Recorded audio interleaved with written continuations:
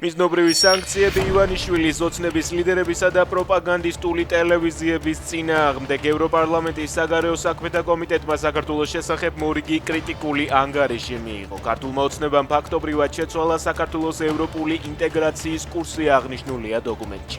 ანგარიშის მიხედვით საქართველოს ხელისუფლების მხრიდან უმოქმედობის გაგრძელებამ შესაძლოა გამოიწვიოს უვიზო მიმოსვლის შეჩერება მთელი მოსახლეობისთვის.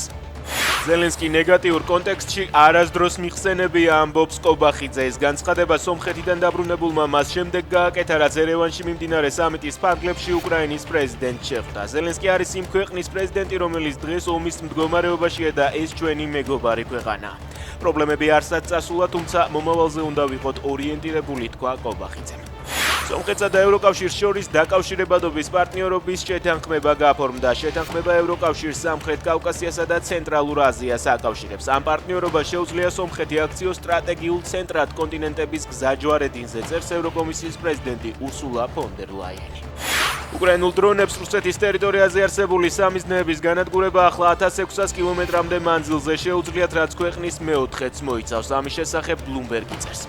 გამოცემა აღნიშნავს, რომ პილოტო საფრენმა აპარატებმა უკვე მიაღწიეს ურალის მთებსა და ისეთ დასახლებულ პუნქტებს, სადაც მოსახლეობის უმრავლესობას ომი შორეულ პრობლემად მიაჩნდა.